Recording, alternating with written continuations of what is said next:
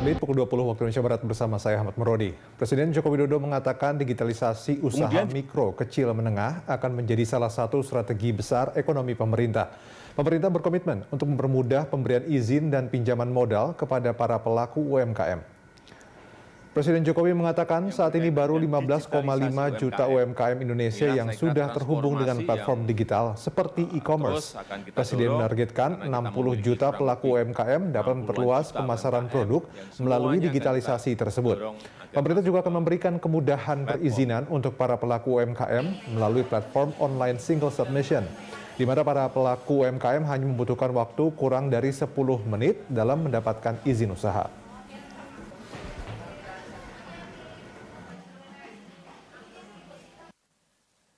Kemudian yang kedua yang berkaitan dengan digitalisasi UMKM.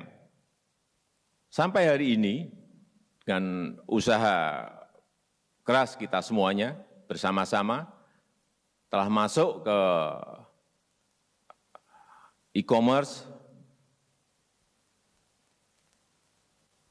platform-platform digital 15,5 juta UMKM kita.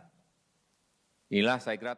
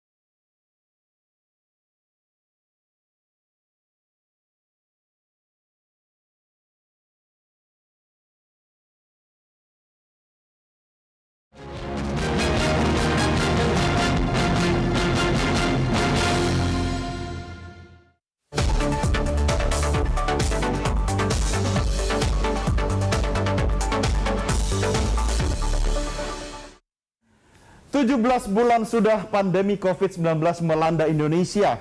Industri film sempat porak-poranda. Ribuan karyawan film menganggur, bioskop pun tutup. Tapi film-film baru kemudian bermunculan yang membuktikan sineas tetap dapat berkarya di tengah pandemi. Bagaimana para pembuat film beradaptasi dengan pandemi ini, baik saat pembuatan cerita maupun produksi film? Apa yang menghidupi kreativitas sineas agar industri film Indonesia tetap tumbuh di masa pandemi? Saya Doni The Kaiser, inilah New Normal.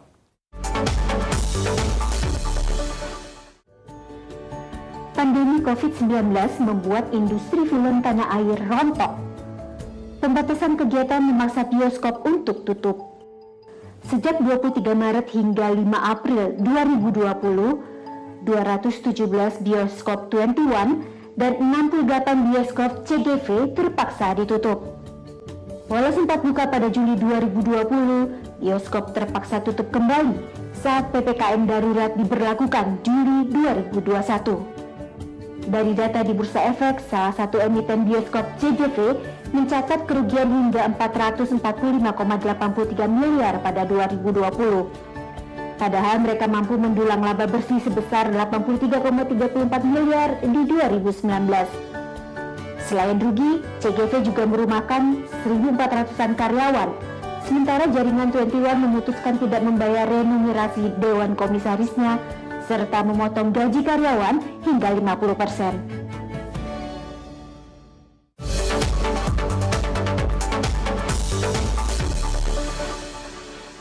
Tetap jaga protokol kesehatan pemirsa dimanapun Anda berada, pastikan Anda patuh pada protokol kesehatan. Masker yang Anda gunakan bukan cuma buat Anda, tapi juga buat orang-orang tersayang Anda.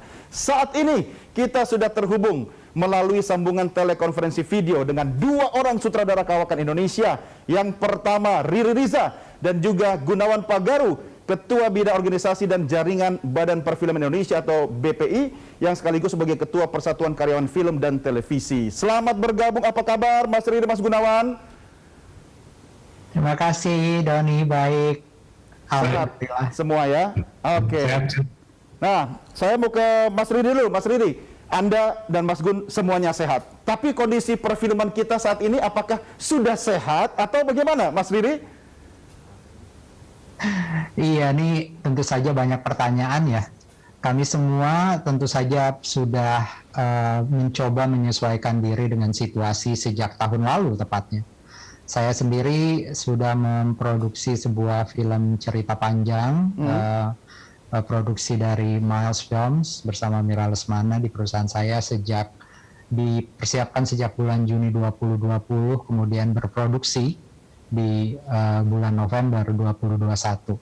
Tetapi sampai hari ini kami belum bisa menetapkan di mana outlet distribusi yang paling tepat dari film ini, karena tentu saja bioskop masih dalam kondisi yang sempat buka tapi tutup lagi, kemudian digital platform tentu ada tawaran-tawaran kemungkinan, tetapi sinema itu atau film itu tetap paling ideal apabila bisa disaksikan di platform bioskop lebih dahulu, karena disitulah salah satu estetika film ya, dia dinikmati di ruang gelap, ada engagement antara penonton dengan apa yang terlihat oleh tokoh-tokoh di layar, dan tentu saya sebagai pembuat film kami tetap berharapnya bisa ke bioskop lebih dulu. Jadi ada gerakan tapi ada ketidakpastian juga. Nah, Mas Riri, Anda bulan Juli berani bikin film Paranoia yang sudah sempat masuk juga di ajang BIFAN 2021 gitu kan. Itu karena nekat, kepepet, atau hasrat seniman Anda tidak bisa dibendung gitu?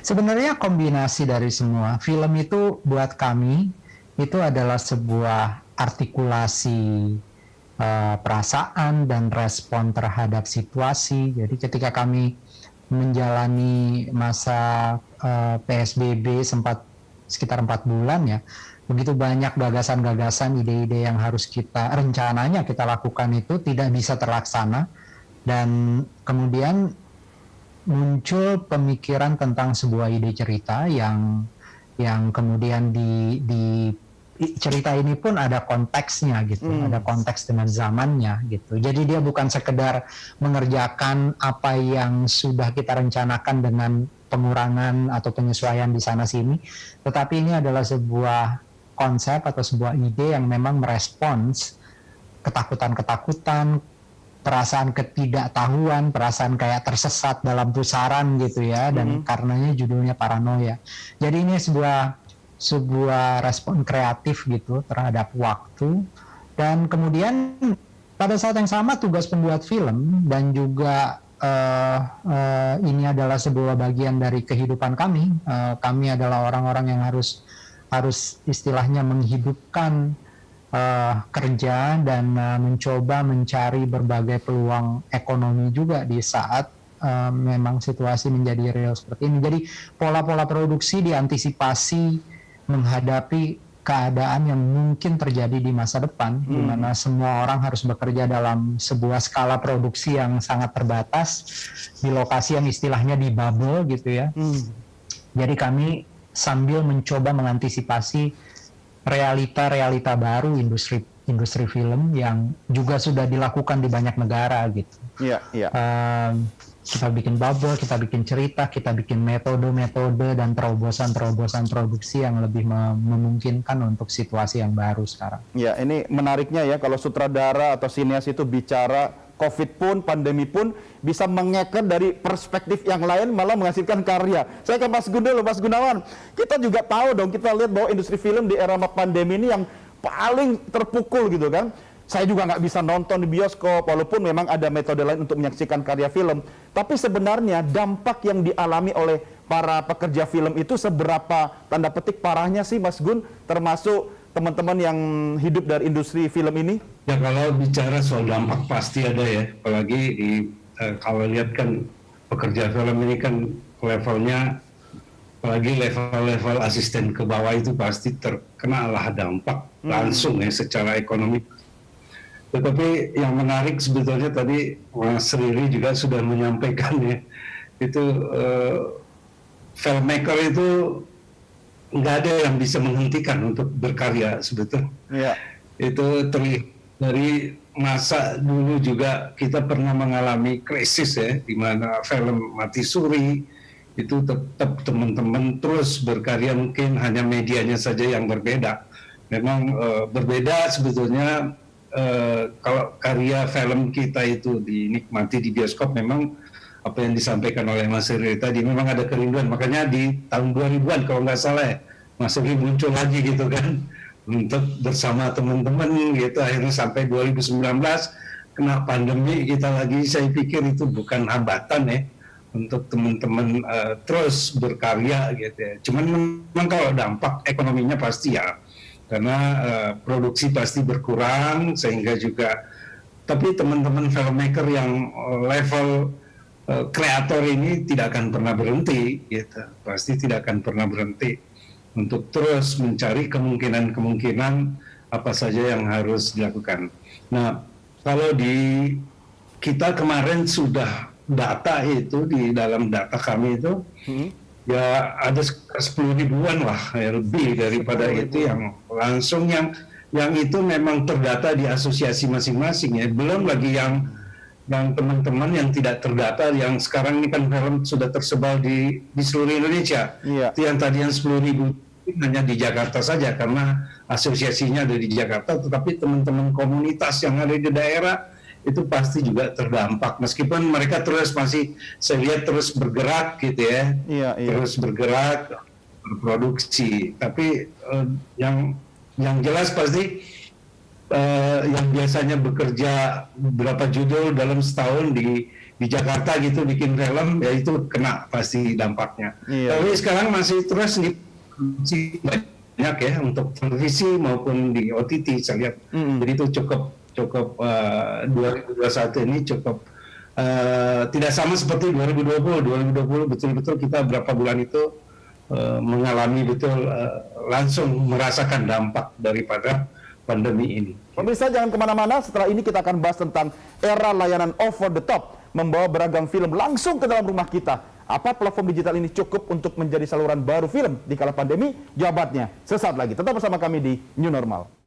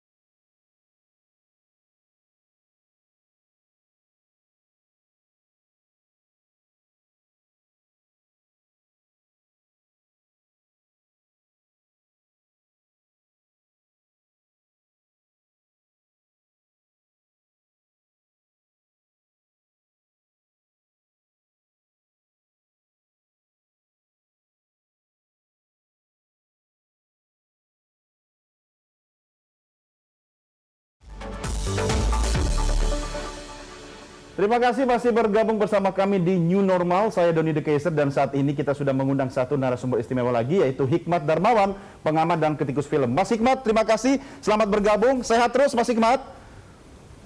Sehat, alhamdulillah Doni juga ya, semua juga ya di sini ya. Asik. Mas Hikmat, ini jujur nih, melihat kondisi film kita dengan situasi pandemi sekarang ini, kalau bicara soal idealisme, teman-teman sineas tidak akan pernah padam. Tapi the realnya menurut kacamata Anda sendiri seperti apa sih saat ini? Ya, banyak dilema tentu ya. Nah, sebelum sampai ke situ semua, bahkan di tahun lalu kita sangat hajar ya, dihajar langsung di tahap kita bisa bertahan hidup apa enggak gitu kan. Nah, itu sudah berapa level kreativitas diperlukan ya untuk menghadapi itu. Nah, sekarang misalnya kita membayangkan kawan-kawan gini, Riri tentu saja sangat tahu gitu ya, Mas Gunawan juga, bagaimana dilemanya sekarang biaya produksi bisa jadi meningkat karena ada prokes yang harus dilakukan, karena itu kan do or die kan, kalau nggak dilakukan risikonya maut gitu kan. Jadi sekarang namanya bikin film sudah berkalang maut gitu ya. Jadi selalu ada risiko itu, kita belanja aja berkalang maut gitu ya, keluar gitu ya. Nah, nerima paket aja berkalang maut gitu kan. Jadi sekarang itu harus mau tidak mau dilakukan, tapi konsekuensi biayanya sangat tinggi. Sementara okupasi bioskop itu kan jelas paling banter 50% ketika dibuka, apalagi kan seringnya ditutup. Iya. Nah ini Kang Hikmat bicara soal yang tadi Anda katakan praktis tadi, sebenarnya kan ada solusi melalui platform atau kemudian over the top gitu kan, kita bisa tetap berkarya, para sinias tetap berkarya. Itu gimana tuh? Kalau buat penonton sih solusi ya. Maksudnya tidak ke bioskop bisa buka gadget, bukan hanya ke rumah, karena itu kan sudah dilakukan oleh televisi ya, masuk ke rumah. Tapi bahkan ke kamar atau ke kamar mandi atau kemanapun kita pergi ya, belanja sambil nunggu antrean yang agak berjarak gitu, kita nonton gitu, itu sangat bisa. Tapi bagi filmmaker kan jelas kondisinya nggak kayak gitu. Artinya model industri belum memungkinkan adanya substitusi penghasilan, revenue stream gitu loh. Mungkin bagi profesi tertentu masih mulai bergerak ya, menggeliat gitu ya. Tetapi kalau secara keseluruhan kan model industrinya bertumpu pada perolehan dari karcis bioskop gitu ya. Saya orang lama jadi pakai istilah karcis. Tapi kita lihat box office itu masih model industri baik di Hollywood maupun di sini. Mau nggak mau kan selama 17 bulan, artinya lebih dari setahun, kita harus melihat bahwa bukan hanya pandeminya yang kapan selesai atau persisnya bagaimana kita merencanakan tahun ini dan tahun depan, tapi juga dampak krisisnya sudah kadung terjadi. Artinya ada banyak sekali kreativitas yang harus dibutuhkan, bukan hanya dari segi produksi film, tetapi creating business model. Jadi bisnis model apa yang paling tepat atau paling tidak paling mampu membuat bertahan dulu deh sampai kemudian kita recover, karena dampak dari krisisnya itu akan berkelanjutan bahkan setelah pandeminya reda. Saya juga sama dengan Anda, lebih senang itu nonton di bioskop. Mungkin karena angkatan kita sama kali ya. Tapi bukan soal itu. Mas Riri, ini kan zamannya sudah berubah begitu kan? Eranya juga sudah berubah. Dalam artian karya-karya itu kan tidak harus hanya disaksikan melalui layar perak begitu kan? Nah, bagaimana para sineas termasuk Anda menyikapi hadirnya platform-platform digital sehingga teman-teman masih tetap bisa berkarya sebenarnya, apalagi di era pandemi, Mas Riri? Iya, tentu saja biar bagaimanapun semua pasti gembira. Dan banyak juga terobosan-terobosan yang dilakukan sineas yang kita bisa lihat di mana-mana ya, dan membuat karya-karya tetap memberikan kontribusi pada perkembangan misalnya estetika atau bentuk film melalui OTT atau melalui platform digital seperti ini. Tapi tentu saja ini butuh penyesuaian karena waktunya ini kayak sangat ekstrim, kayak hampir dikatakan sebuah kelokan yang terlalu cepat, twist yang terlalu cepat, dan membuat banyak pihak harus melakukan penyesuaian yang adaptasi yang mungkin kilat gitu. Tentu saja kita tidak bisa menilainya apakah ini sudah akan ideal sekarang atau dalam waktu-waktu 1-2 tahun ini, karena semua orang tentu saja harus mencari formula-formula baru. Industri film kita ini baru diangkat ke dalam sebuah kayak peta pemikiran industri yang baru ya, ada istilah ekonomi kreatif, ada istilah ekosistem industri gitu. Betul. Dan ketika itu belum tuntas betul, tiba-tiba sekarang kita harus berhadapan dengan sebuah kenyataan baru gitu. Saya yakin ini butuh waktu gitu ya. Kita tentu saja akan sama-sama diuji nih siapa yang bisa betul-betul beradaptasi dengan cepat. Kalau di dalam realita kantoran gitu ya, kita biasanya melihatnya begini. Kita harus berjalan dalam surviving mode, berkombinasi dengan creative mode gitu. Tentu saja tidak bisa dikatakan upaya-upaya untuk survive itu meninggalkan aspek kreativitas, tetapi ada hal-hal lain dari aspek kreativitas yang harus dilihat dalam perspektif yang lebih realistis gitu.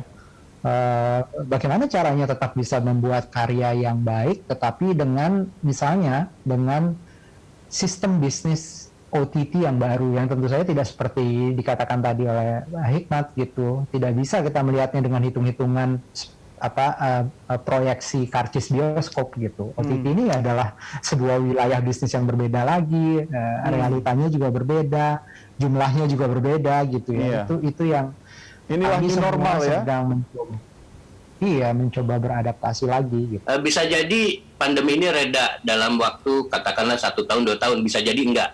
Tetapi pada saat yang sama, reda atau tidak, platform digital misalnya dia sudah menjadi hal yang menetap ya, here to stay gitu loh. Jadi mau nggak mau model bisnis untuk film itu sendiri jadi banyak, dan itu bisa jadi pengaruh kepada estetika loh. Jadi misalnya seperti disadari oleh banyak filmmaker, kalau kita tuh estetika tuh sebenarnya sudah on the right track lah ya, baik yang di industri maupun di komunitas, baik yang mainstream movies atau genre movies dengan yang eksperimental atau yang dokumenter itu sedang naik, dan kita itu one of the big the big hub ya buat kreativitas di film making di Asia Tenggara, dan Asia Tenggara itu kan semacam masa depan lah buat peta global gitu ya, dan itu terbukti dengan kemenangan filmnya Edwin yang diangkat dari novelnya Eka kemarin di Locarno. Tetapi pada saat yang sama kita melihat bahwa pandemi ini, disrupsi besar-besaran ini juga memaksa para kreator untuk bagaimana ya menjaga keseimbangan antara alam, tubuh, risiko kematian dengan produksi dan revenue gitu kan. Jadi misalnya pengaruh loh misalnya, atau apakah settingnya ini nanti dibikin dalam dunia pandemi atau post pandemi atau before pandemi, misalnya kehadiran masker. Seperti Doni ini kan, di ruang terbuka bagaimana gitu kan, juga misalnya apakah nanti akan banyak crowd di dalam kota atau lebih banyak alam terbuka, atau kalau masuk ke ruang urban itu yang pojok-pojok sepi dan reflektif gitu. Apakah film nanti lebih reflektif atau lebih, apakah film laga, film action masih punya tempat atau bagaimana?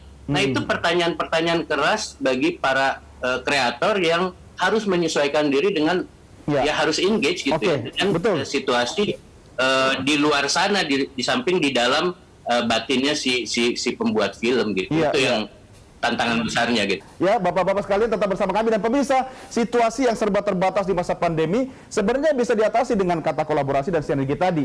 Lalu bagaimana investasi di industri film di tahun kedua pandemi ini, kita bahas sesaat lagi. Tetap bersama kami di New Normal.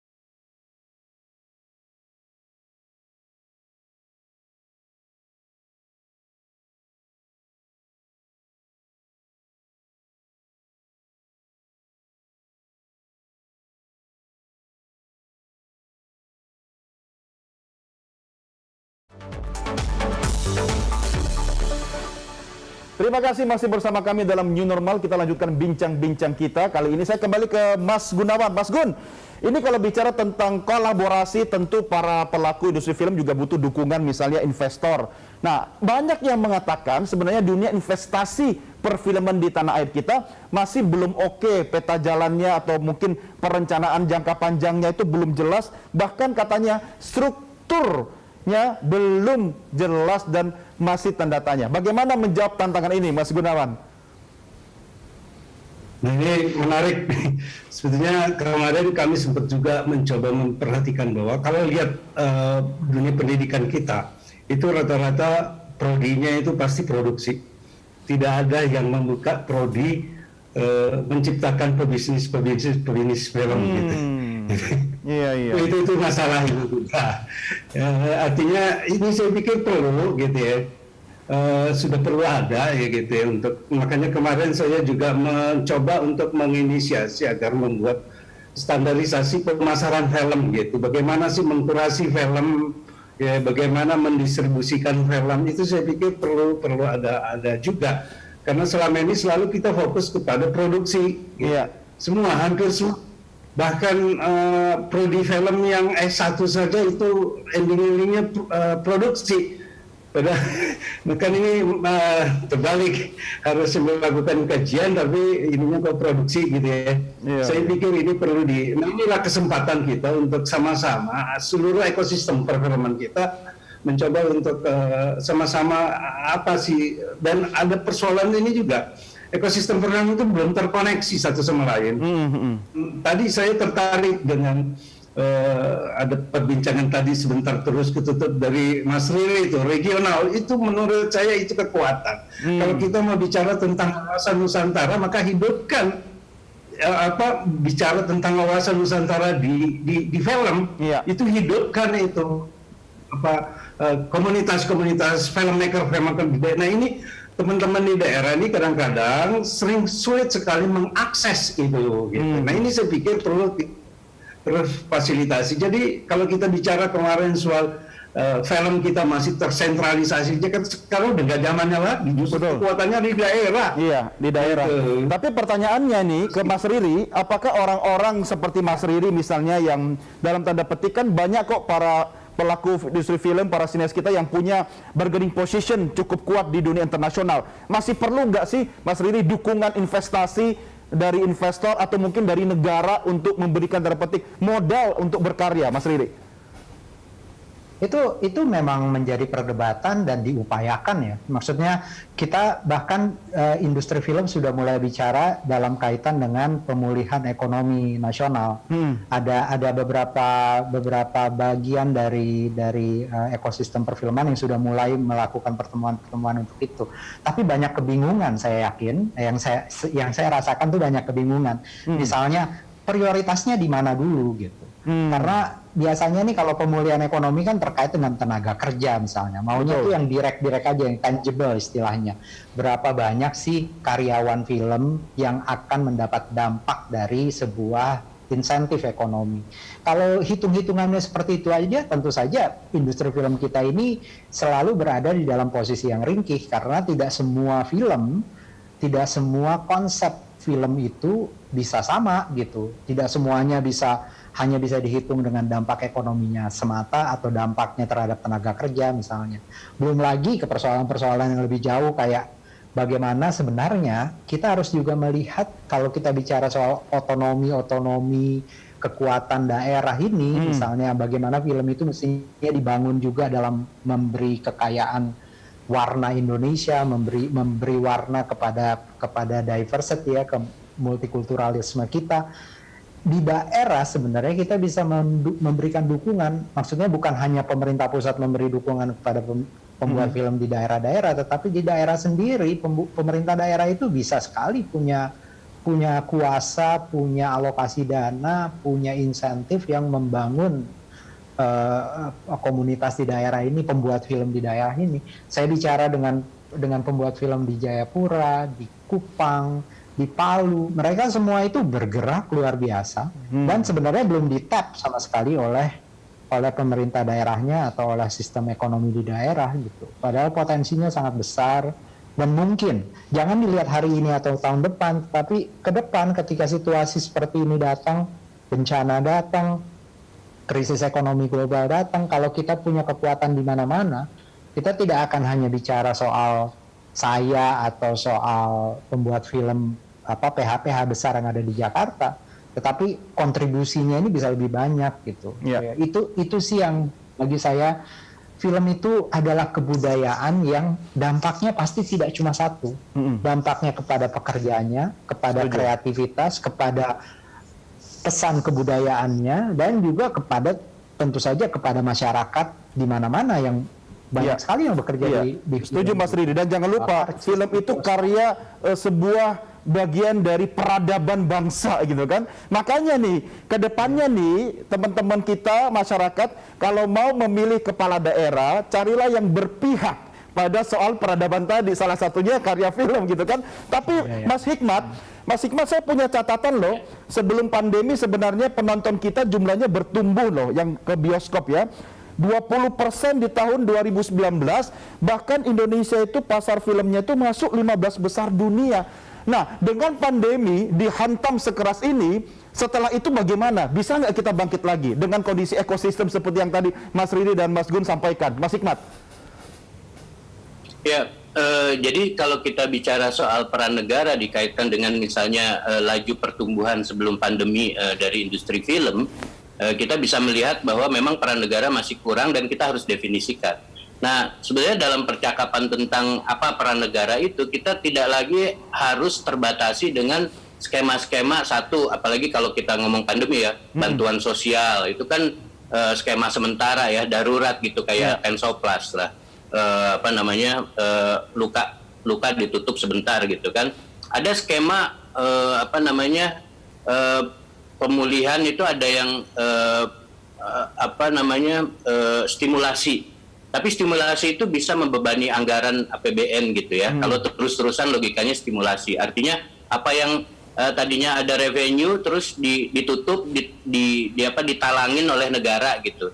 Itu kan kita kan bisa bilang wah nggak ada bioskop yang gimana caranya bioskop itu tetap operasional walaupun tanpa penonton. Itu kan logika stimulasi bagi kesenian dan kebudayaan di Jerman dan di Australia yang sangat besar. Artinya diberlakukan pada semua venue kebudayaan ya, terutama nih museum dan teater dan seni pertunjukan gitu kan. Sehingga mereka bisa tetap operasional dalam artian menggaji dan yang lebih penting lagi mempreservasi koleksi mereka gitu. Itu kan banyak sekali milik peradaban kita juga banyak gitu kayak gitu. Tapi stimulasi itu kan akan jadi beban anggaran. Yang penting itu ketika kita bicara pemulihan, mungkin kita sudah saatnya tidak sebatas juga bicara subsidi, apalagi hanya membatasi subsidi terhadap karya produksi film. Kita mesti bicara investment. Jadi ibarat kata ya, kalau misalnya pemerintahan sekarang, misalnya pemerintahan Jokowi sangat insist bahwa untuk masa depan ekonomi agar kita bangkit ke jajaran ekonomi maju, itu dibangun jalan tol dan tol laut gitu ya. Itu kan infrastruktur fisik yang dibutuhkan untuk terjadinya sirkulasi sumber daya dan produk-produk gitu kan. Itu sebenarnya logikanya sama terhadap industri film. Kalau kita ngomong industri pun ekosistem yang tidak hanya industri film kan hanya salah satu dari ekosistem itu. Logikanya investment dalam artian sama kayak bangun jalan tol itu dibayangkan ada semacam fondasi bagi sebuah kebangkitan ekonomi di sektor retail, di sektor pariwisata, di sektor apa, juga ada infrastruktur. Nah itu kerjaannya negara, misalnya bioskop menyebar. Kita dengan bioskop masih berpusat di Jabodetabek dengan sedikit sebaran di beberapa tempat. Tahun 2019 kita sudah mencapai penonton hingga 50-60 juta kan ke bioskop. Belum lagi infrastruktur digital. Kita tahu bahwa ini adalah akan menetap infrastruktur digital. Bagaimana investment pemerintah agar penduduk di pelosok itu punya akses terhadap tontonan dan segala hal yang ada lewat internet Mas Hikmat gitu. ini masuk dalam strategi apa yang harus dilakukan ya? Kita akan bahas di segmen berikutnya dan harus dijawab bersama-sama. Karena itu tetap bersama kami. Pemirsa, jangan kemana-mana. Setelah ini kita akan bahas strategi yang tepat agar industri film Indonesia bisa bangkit kembali. Tetap bersama kami di New Normal.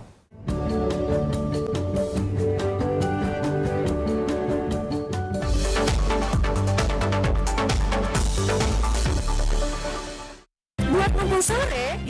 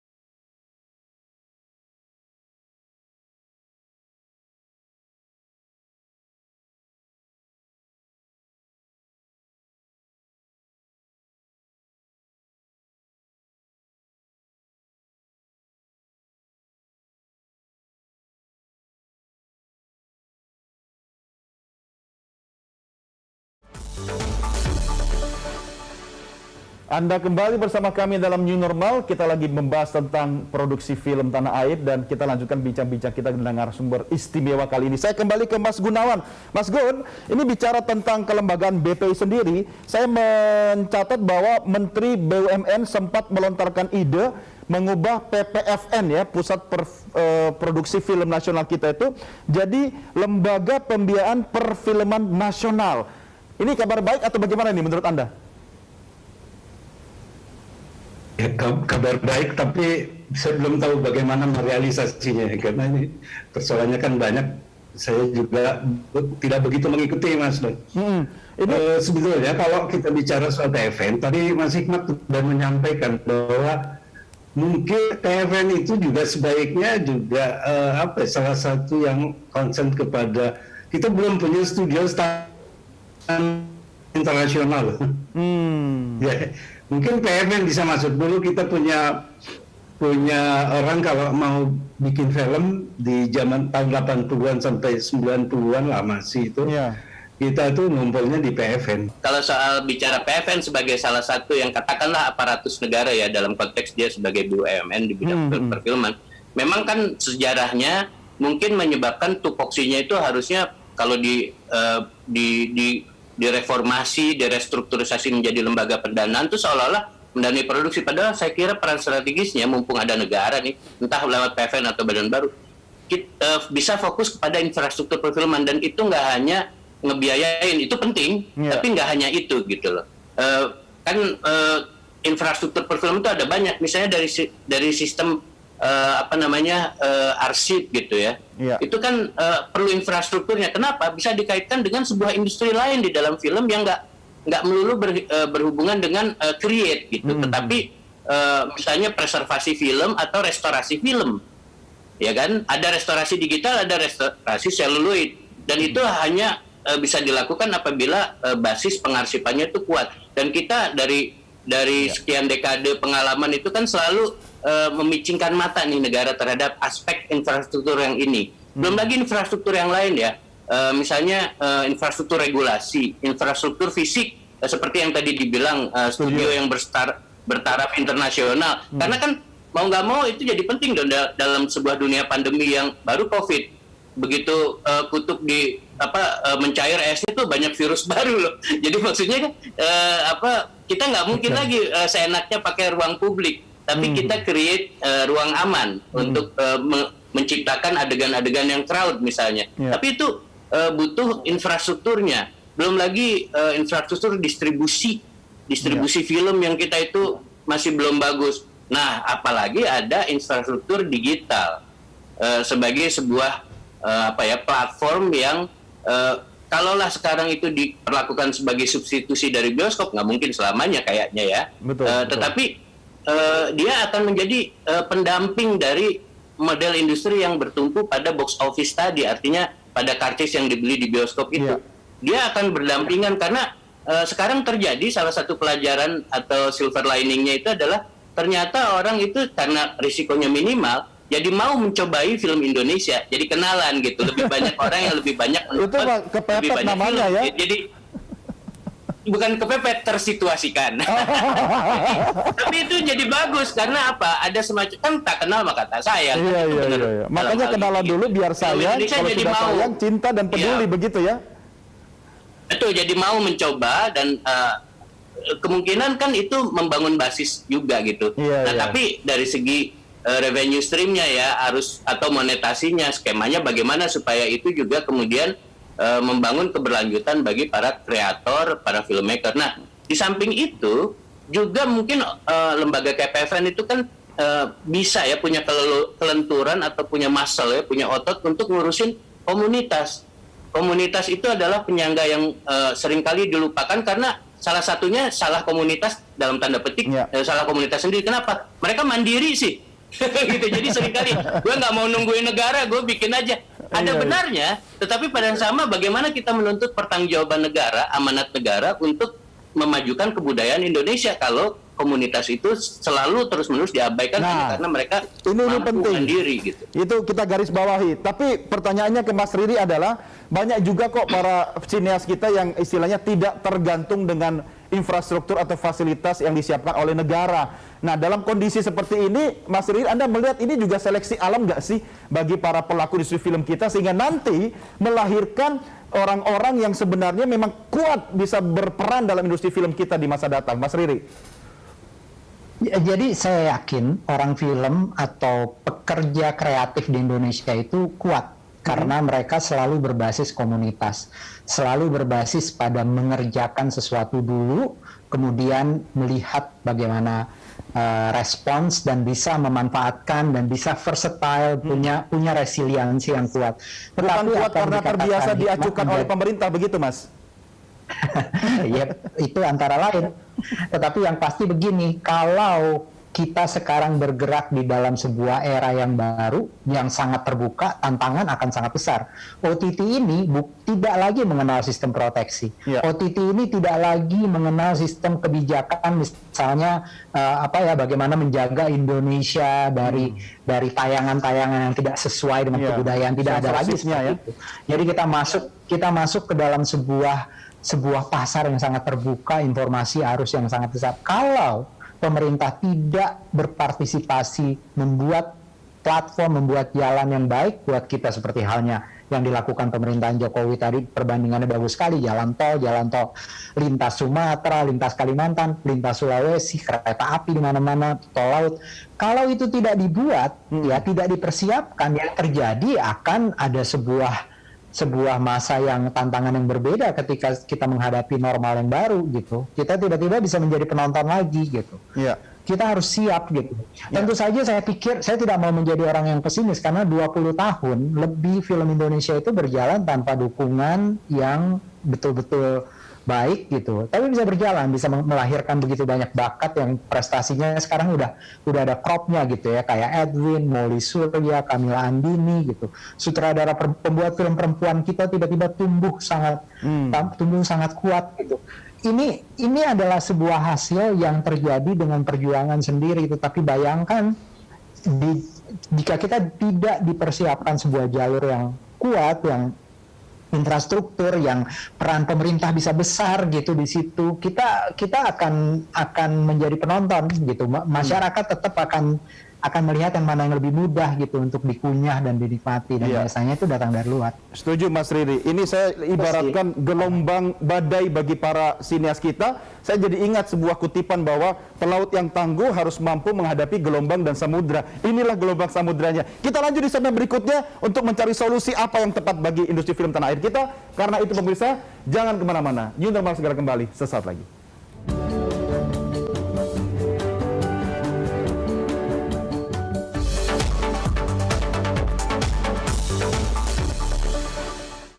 Semarak Mega Undian First Rewards total 1 miliar. Hadiah yang super beneran tanpa batas. Spesial untuk pelanggan setia First Media.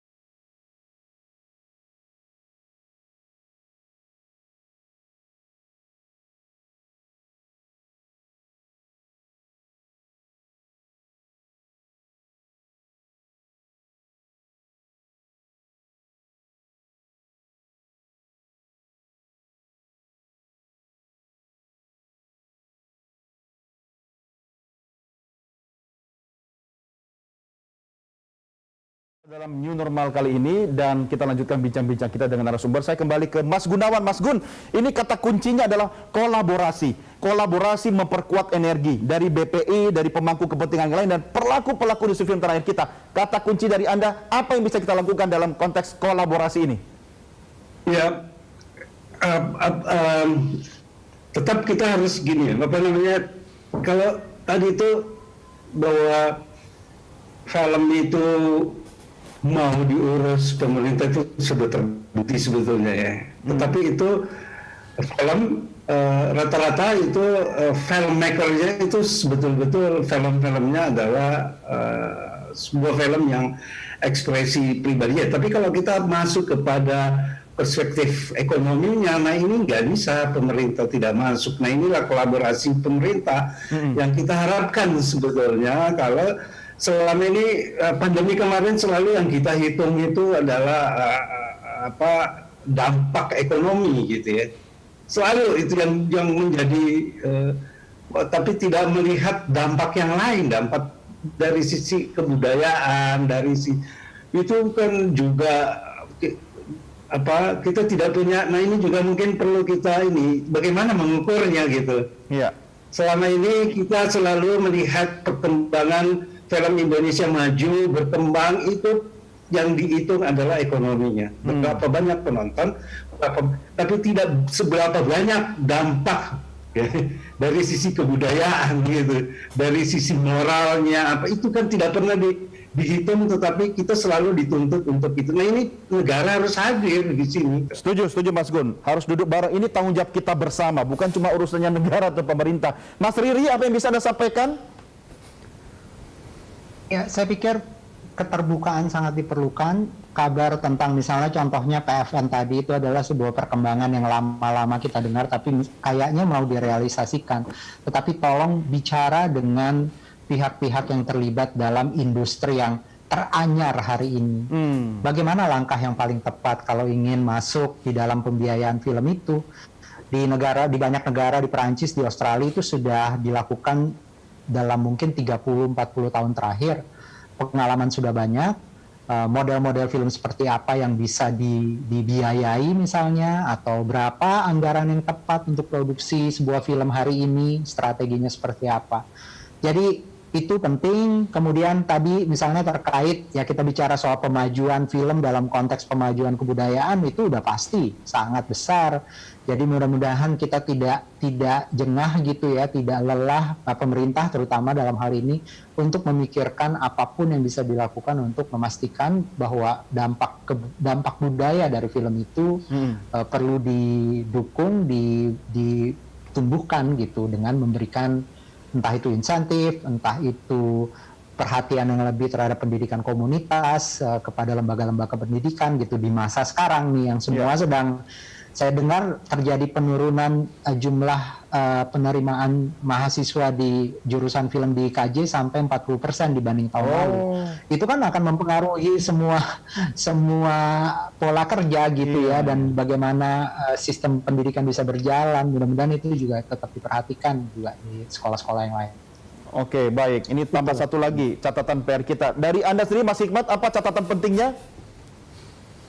Ya, ketika kita membangun ekosistem yang lebih sehat bagi perfilman maupun bagi sektor kebudayaan yang lain, bahkan mungkin saling berkaitan, saya kira kata kuncinya bukan hanya membangun interkonektivitas, artinya terhubung saja, gitu, tetapi juga membangun interdependensi. Jadi berbagai wilayah ekosistem itu, pilar-pilar ekosistem itu, dari arsip, kajian, apresiasi, pun juga tentu saja produksi, distribusi, dan eksibisi gitu ya, itu semua itu membangun jaringan pertukaran nilai gitu. Ada pertukaran, lu punya apa, gue punya apa, bukan dalam konteks barter, tetapi dalam konteks interdependensi. Mari kita bangun bareng dengan nilai yang kita punya, value yang kita punya. Value itu bisa value ekonominya, bisa value kebudayaannya, juga bisa juga value value resource-nya gitu. Saya kira perlu ditingkatkan menjadi co-kreator, baik co-kreator kebijakan,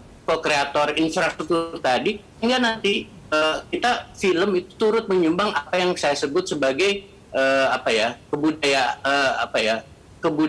ekonomi itu harus berbasis kebudayaan, bukan kebudayaan berbasis ekonomi, kebalik. Karena kan value itu kan, ekonomi itu penciptaan value. Value yang utama tentu saja di tingkat abstrak maupun praktik itu adalah value kebudayaan, misalnya film gitu ya. Jangan dikira film itu hanya produk kebudayaan yang hanya bisa disubsidi. Dia itu bisa menjadi sebuah industri, tapi juga bahkan basis ekonomi non industrinya juga berjalan gitu. Artinya apa? Ya seperti tadi ya, kembali kepada ibarat membangun infrastruktur fisik berupa jalan tol, harus ada dalam tanda petik dalam kapasitas pemerintah co-kreator ya, co-kreasi gitu ya dengan orang film juga, dengan juga penonton film ya, orang film itu kan penonton juga gitu ya. Oke, ya baik, setuju Mas Hikmat.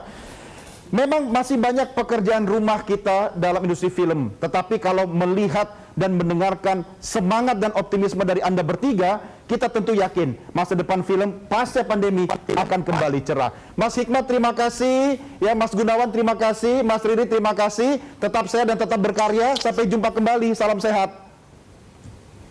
Terima kasih, Don. Terima kasih sama-sama. Salam sehat semua. Salam Hikmat, Mas Gunawan. Baik, dan pemirsa, inilah akhir jumpa kita dalam New Normal edisi kali ini. Ingat selalu jaga protokol kesehatan, tetap semangat, sampai jumpa dan merdeka.